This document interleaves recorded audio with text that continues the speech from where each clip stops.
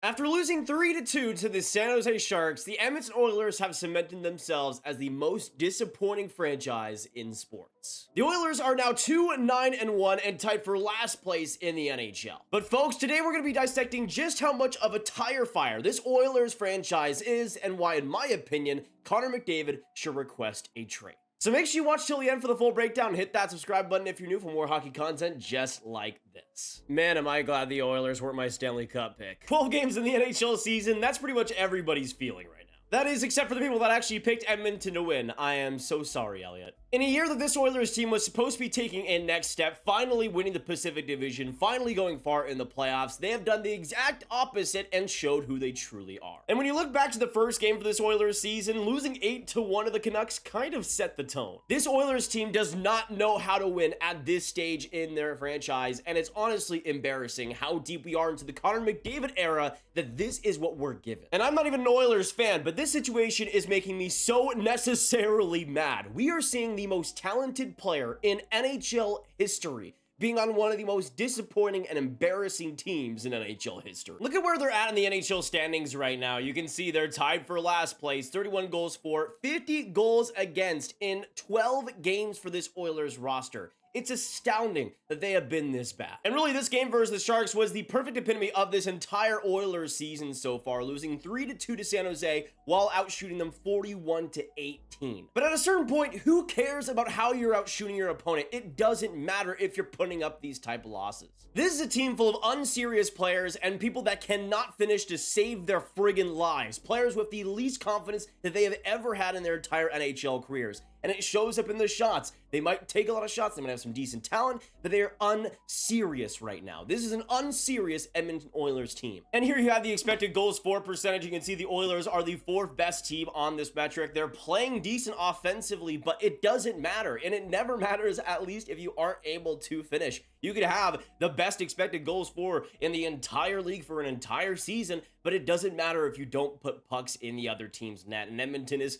finding that out for some reason right now. But here's the biggest problem. Even if they start scoring, even if they start looking a lot better, getting more confidence, it won't even matter in the end. Just look at this Oilers roster, man. I mean, Connor McDavid obviously has some decent weapons. Draisaitl, of course, is fantastic. Zach Hyman has proved some great results in the past. Same thing with players like Nugent-Hopkins. But at the same time, a lot of this lineup just becomes flat, especially in the playoffs.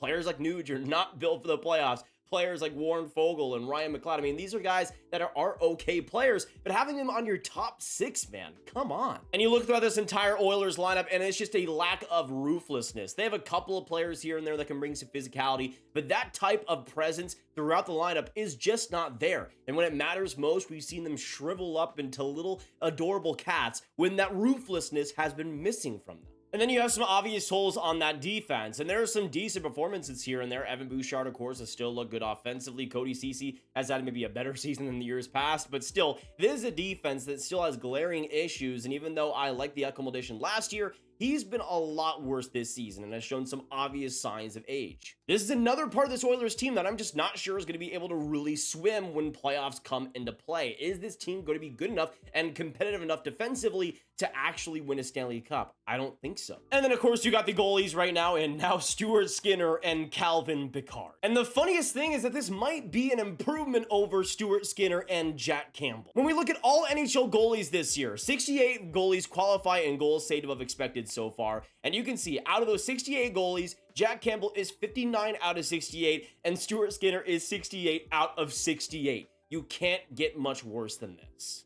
And when you look at the actual numbers in terms of goals saved above expected, Jack Campbell is a -3, so basically he's let in 3 more goals than expected, and Stuart Skinner 8 more goals than expected. Nobody else is even coming close to that, but Stuart Skinner is still finding a way. We're not even going to talk about Stuart Skinner because at 25 years old, he's still a pretty young goaltender, and having a worse sophomore season is not exactly an uncommon thing to see from a goaltender, but Jack Campbell, man, this guy is making $5 million. We're not even going to talk about Stuart Skinner because him having a much worse season in his sophomore year isn't the most surprising thing for a younger goaltender, but the fact that Jack Campbell, who makes $5 million for the next 4 seasons, is as bad as he is truly astounding. It's got to be something mental because this guy just cannot save a puck to save his dang life. You can see what he's done with Edmonton last year, an .888 save percentage, decent in the playoffs, but now an .873 save percentage in 5 games with the Oilers, and in this one game of Bakersfield, an .800 save percentage. What is going on? To me, at least part of the blame has to be put on Dustin Schwartz, who has been the Oilers' longtime goalie coach. Since the 2015 NHL season, he's served the Oilers in a goaltending coach position, and since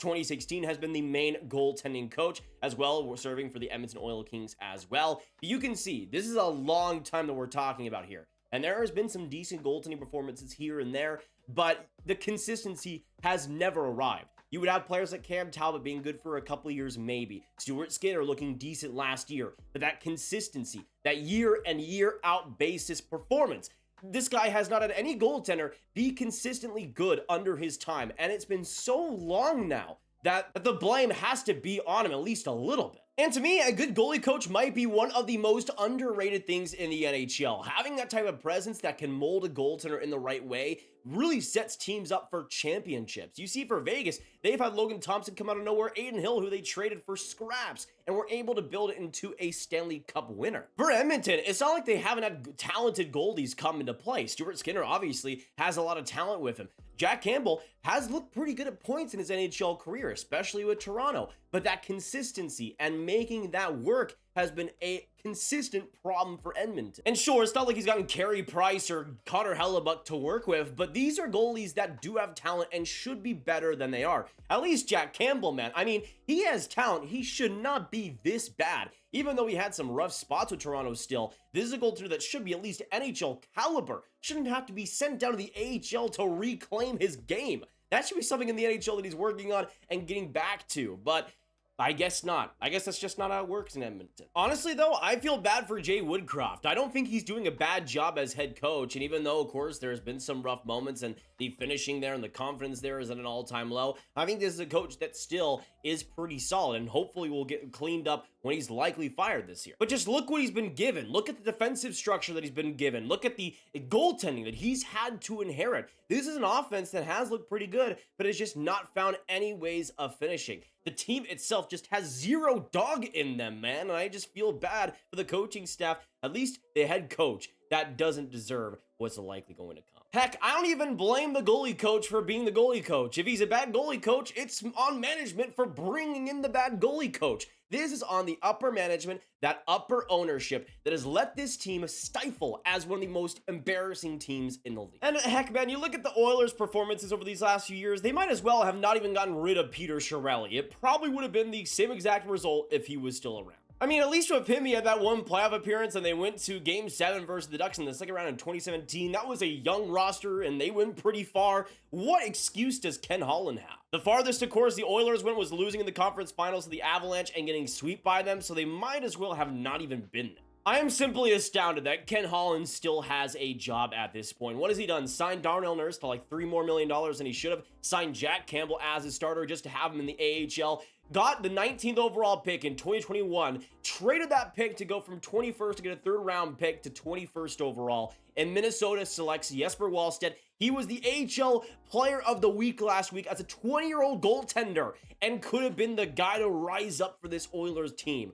But, of course, with the goaltending coach that he still allows to be the goalie coach, he probably would have been crappy too. If you want somebody to blame, blame Ken Holland, blame the ownership, blame everybody in the upper management for Edmonton because it has been a disaster. In their one conference final appearance, they have 0 wins. We're at this stage in Connor McDavid's career, year 9, man. And when I tell you that Connor McDavid is going to be turning 27 this next January, I am not lying to you. Connor McDavid has not had a conference final win, and this Oilers team has not had a conference final win with him under the helm at almost 27 years old. He will be 27 years old without a conference final win. This should be unacceptable for one of the best NHL players of all time. Not only has Connor McDavid lived up to the hype, I think in a lot of ways he's even surpassed it. Plus 150 points last year, and this is how this Oilers team is treating it. At this point in Sidney Crosby's career, he had already won Stanley Cup, and in year 9 of his career, he would win the 2016 Stanley Cup and then go back-to-back the next season. And you can make the case that Sidney Crosby is more clutch than Edmonton in the playoff than Edmonton and McDavid in the playoffs. But still, at the same time,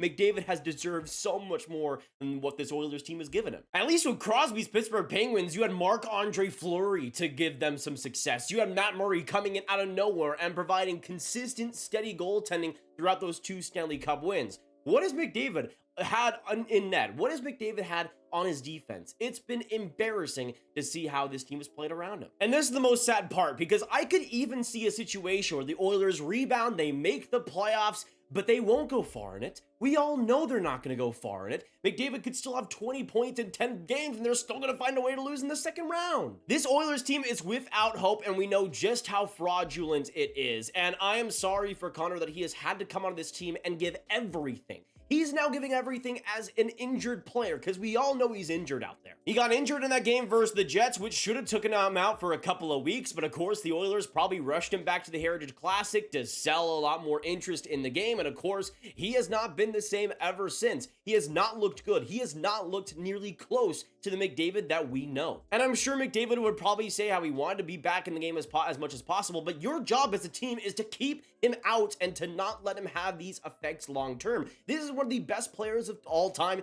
the most talented player of all time, and yet they're content with playing him out there when he's likely like 50%, and of course the horrible results have come because of it. Sure, the Oilers can't afford at this stage to not have McDavid in the lineup, but you can't afford to disgruntle McDavid and have him injured throughout the rest of this year and even in the future. If you have McDavid injured for next season, pack it up. You might as well be relocated. And I know this is never going to happen because hockey has bred Connor McDavid to be as safe as possible, but I think any athlete in their right mind would want something more than this. And if you're at Connor McDavid's level, you deserve to have more than this. You deserve to go to some different franchise, some other team that actually knows what they're doing. Because at this stage, the Oilers have truly shown themselves to be the clowns, the frauds that they are. And I don't care if they make the playoffs. I don't care if they have an incredible run to get there. They are not going to do anything in it. Because we've seen just time and time again how this team chokes in the worst possible ways. Now, this roster just simply isn't good enough, especially in net. And unless major changes happen,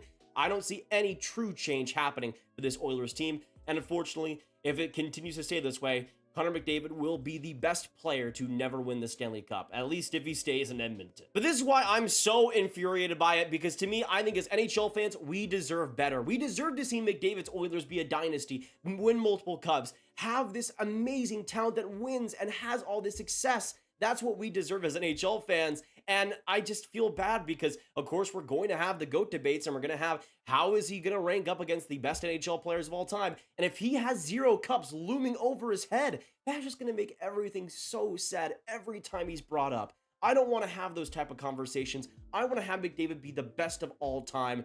And right now, the team around him has failed it. We're in year 9 of this Oilers McDavid franchise, and it's just sad to see the failure that has been the Edmonton Oilers.